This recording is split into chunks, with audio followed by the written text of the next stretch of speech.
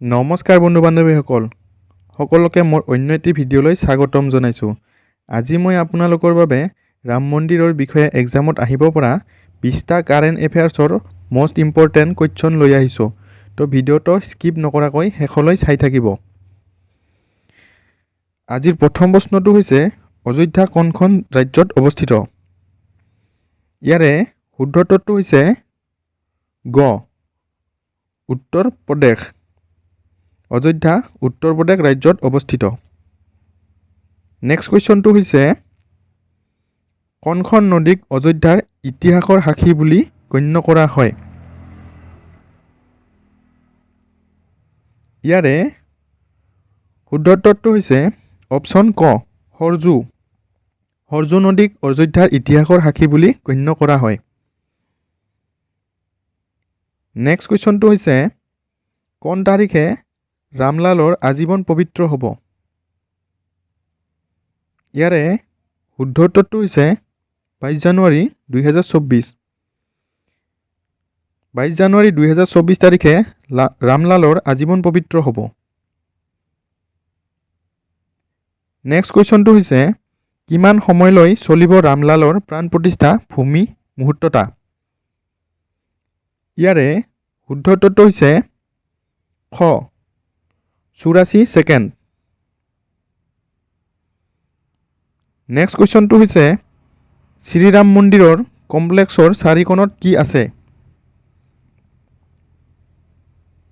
ইয়াৰে শুদ্ধ উত্তৰটো হৈছে অপশ্যন ক 4টা মন্দিৰ।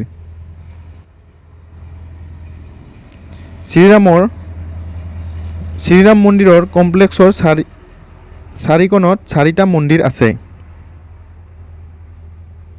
নেক্সট কুৱেশ্যন অযোধ্যাৰ বিবাদিত ভূমিৰ লগত কোনটো ঐতিহাসিক ঘটনা জড়িত? ইয়াৰে শুদ্ধ উত্তৰটো হৈছে গ বাবৰি মছজিদ ভাঙি পেলোৱাক লৈ।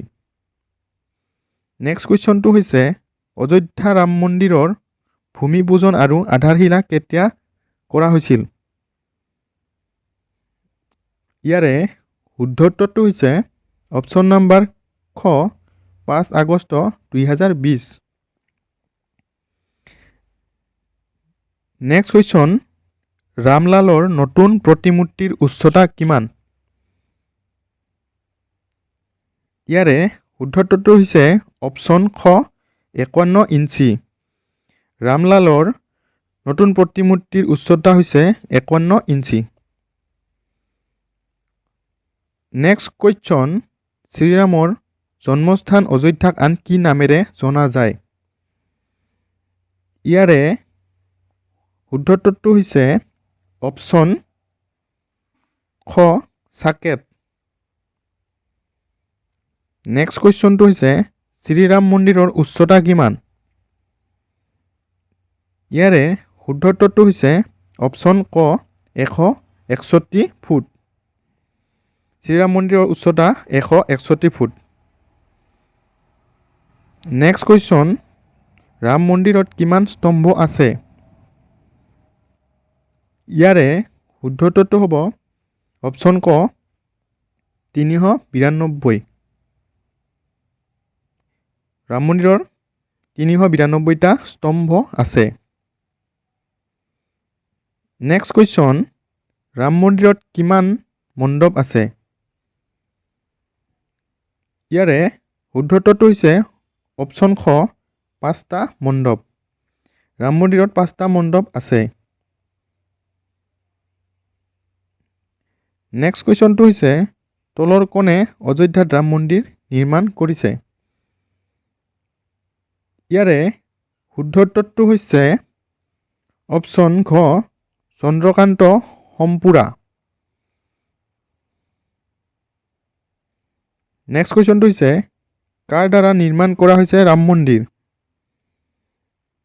ইয়াৰে অপশ্যনকেইটাৰ ভিতৰত শুদ্ধ উত্তৰটো হ'ব অপশ্যন ক শ্ৰীৰাম জন্মভূমি তীৰ্থক্ষেত্ৰ।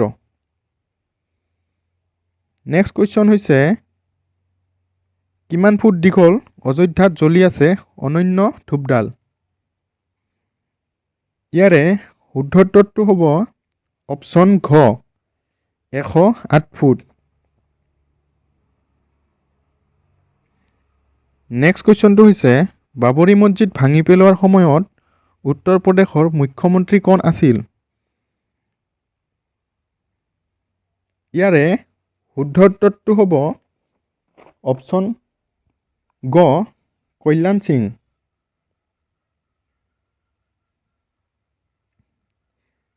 নেক্সট কুৱেশ্যনটো হৈছে বাবৰি মছজিদ কেতিয়া নিৰ্মাণ কৰা হৈছিল? ইয়াৰে শুদ্ধ উত্তৰটো হ'ব অপশ্যন গ 1528 চনত। নেক্সট কুৱেশ্যনটো হৈছে অযোধ্যা বিবাদৰ চূড়ান্ত ৰায় কেতিয়া দিলে উচ্চতম ন্যায়ালয়ে? ইয়াৰে শুদ্ধ উত্তৰটো হ'ব অপশ্যন ক 9 নৱেম্বৰ 2019 চনত। নেক্সট কুৱেশ্যনটো হৈছে উত্তৰ প্ৰদেশৰ বৰ্তমান মুখ্যমন্ত্ৰী কোন? অপশ্যনকেইটাৰ ভিতৰত আছে শুদ্ধ উত্তৰটো হ'ব অপশ্যন খ যোগী আদিত্যনাথ। নেক্সট কুৱেশ্যন উত্তৰ প্ৰদেশৰ বৰ্তমান ৰাজ্যপাল কোন?